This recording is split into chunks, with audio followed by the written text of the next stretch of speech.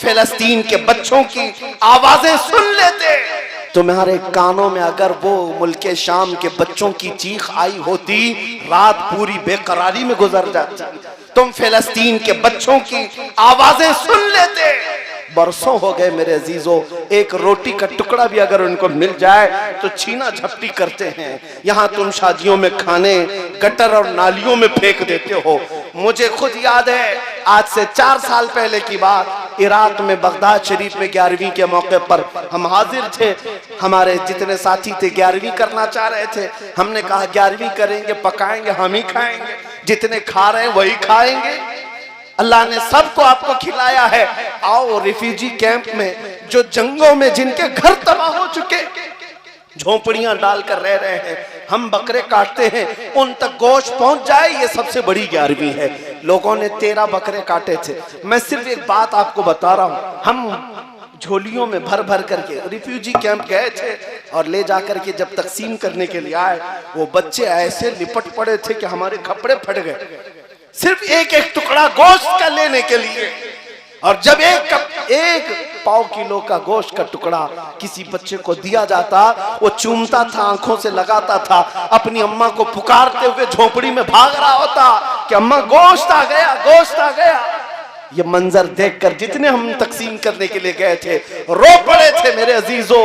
ये हालात आज उसी रसूल की उम्मत के साथ हैं और तुम्हें जरा बराबर एहसास नहीं, दर्द नहीं। आज हमारे नाचने के दिन नहीं है, हमारे रक्स करने के दिन नहीं है। नौजवानों को नाचते हुए रक्स करते हुए देखते हैं तो दिल के अंदर अजीब सी कैफियत पैदा होती है। इस्लाह मुआशरा का ये बहुत बड़ा पिल्लर है। यहाँ से अगर खराबियां खत्म हो जाएं, क्योंकि मेरे आका ने फरमाया मेरी उम्मत के 2 पहिए हैं, 2 जमातें अगर सही हो गई तो मेरी पूरी उम्मत सही हो जाएगी।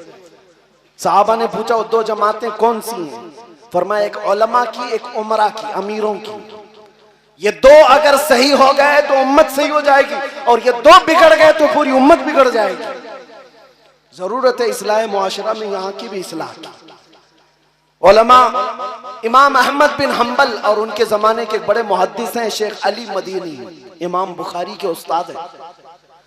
ये इमाम अली मदीनी और इमाम अहमद बिन हम्बल में किसी मसले में इख्तिलाफ हुआ। इमाम अहमद बिन हम्बल के शागिर्द कहते हैं हम एक दिन पढ़ने के लिए बैठे हुए थे, शेख अली मदीनी घोड़े पर सवार होकर तेजी से आए, घोड़ा सामने बांध दिया और सीना तान कर अंदर इमाम अहमद बिन हम्बल का दरवाजा खोला, चीखते हुए आ गए अहमद बिन हम्बल कहाँ है? दरसगाह में बैठे थे। इमाम अहमद बिन हम्बल ने अपने सारे शागिर्दों को बाहर भेज दिया, जाओ हमारी बातचीत होगी। ये है बड़े उलमा की बात। छोटों को पहले बाहर कर दिया, जाओ हमारी बात होगी। दोनों बड़े मुहद्दिस हैं। इमाम अहमद बिन हम्बल जिनको 5 लाख हदीसें याद है, शेख अली मदीनी इनको भी लाखों हदीसें याद है। दोनों एक कमरे के अंदर दरवाजा बंद करके बातचीत कर रहे हैं। शागिर्द कहते हैं आवाज इतनी बुलंद हो गई थी हमें लगता था कि आप मारपीट हो जाएगी, हाथापाई की नौबत आ जाएगी, इतना तेज आवाज अंदर से आ रही थी। थोड़ी देर के बाद आवाज ठंडी होने लगी, पस्त होने लगी, बंद हो गई आवाज, दरवाजा खुल गया।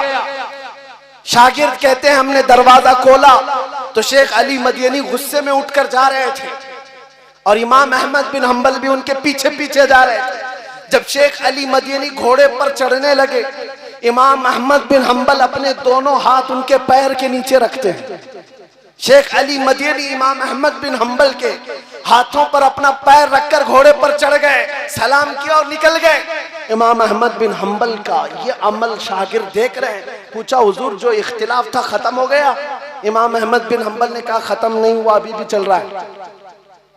मैं उनको कायल नहीं कर सका, उन्होंने मुझे कायल नहीं किया, इख्तिलाफ अभी भी बाकी है। शागिर्दों ने पूछा अंदर इतना चीखम पुकार हो रही थी, हाथापाई की नौबत आने वाली थी ऐसा लग रहा था, और जब दरवाजा खुला तो आप बाहर निकलकर उनके पैर के नीचे अपने हाथ रख रहे हैं, ये क्या मामला है? अगर इख्तिलाफ है तो फिर हाथ क्यों रखा उनके नीचे? इमाम अहमद बिन हम्बल ने कहा ए लोगों, मेरे शागिर्दों, इख्तिलाफ अलग चीज है, तुम अली मदीनी को नहीं जानते, वो मुहद्दिस हैं। मैंने तो सिर्फ हाथ रखा, उनके तलवों के नीचे की मिट्टी सुरमा लगाने के काबिल है। ये हमने मिस्र में पढ़ा था, अदबुल इख्तिलाफ की कोई चीज है। उलमाए ज़वील एहतराम, आज इख्तिलाफ करने का हक है, लेकिन अदब के साथ, एहतराम के साथ अगर बाकी रहता तो कौम इस तरह मुंतशिर ना होती। आज हर कोई अलग अलग झंडा लेकर अपने अपने हलके में, इन बेचारों को कुछ पता ही नहीं, लेकिन ये बड़े बड़े मसलों में जायज नाजायज के नारे लगाते हुए घूम रहे हैं और बड़े बड़े उलमा का ईमान नाप रहे हैं। ये खराबियां यहां से दर आई, इसलिए मैंने ये दो बातें अर्ज करनी पड़ी। बहरहाल जो कुछ बयां हुआ वो आगाज़ बाब था, इसलिए कि इस्लाह मुआशरा एक ऐसा तवील बाब है जिसको शुरू करने के बाद इख्तिताम नजर नहीं आता। खुलासा कलाम फिर से मैं यही कहूंगा, आज के इस रात में हम ये अहद करते हैं जो आला हजरत ने फरमाया, उन्हें जाना उन्हें माना, न रखा गैर से काम, लिल्लाहिल हम्द में दुनिया से मुसलमान गया।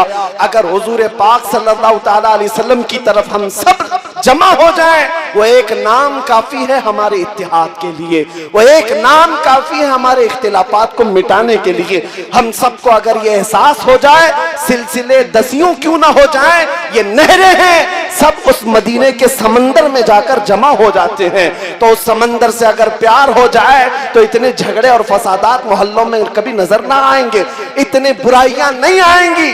इसलिए अजीजा निगरामी, जड़ की तरफ तवज्जो दो। अगर जड़ तुम्हारी मजबूत हो जाए तो फिर इंशाअल्लाह हमारे जैसों को आकर के तुम्हारी इस्लाह की बात करने की जरूरत भी नहीं पेश आएगी। कल को तुम खुद खड़े होंगे, बुराइयों को रोकेंगे इंशाअल्लाह, रोकेंगे ना इंशाअल्लाह। और हमारे इलाकों में नशा न बिकेगा, न खाएंगे और न ही बेचेंगे, और न ही करने वालों के साथ दोस्ती करेंगे इंशाअल्लाह, करेंगे ना इंशाअल्लाह। जो अहद कर रहे हो ये रसूलुल्लाह को हाजिर और नाजिर जानकर गाने सुनना छोड़ दो, क्योंकि फरमाया गया जो गाने सुनता है फहश, उसके दिल में मुनाफिकत आ जाती है, वो मुनाफिकत के करीब जाता है और वो जिना के करीब जाता है। इन्नल गिना यूरिसुन निफाक, गाना निफाक की तरफ ले जाता है और जिना की तरफ ले जाता है। दिन भर एयरफोन लगाकर गाने सुनते रहते हो। पता है क़यामत के दिन इन लोगों के मुतालिक फरमाया जाएगा, सीसा पिघला करके उनके कानों में डाला जाएगा, भेजा बाहर निकल आएगा। जो गाने सुनते थे, बेहयाई के नगमे सुनते थे, यहाँ बुराइयां हैं। अहद करेंगे इंशाअल्लाह, सुनेंगे तो मेरे मुस्तफा की नाते सुनेंगे, हुजूर पाक के कलाम सुनेंगे इंशाअल्लाह, करेंगे ना इंशाअल्लाह।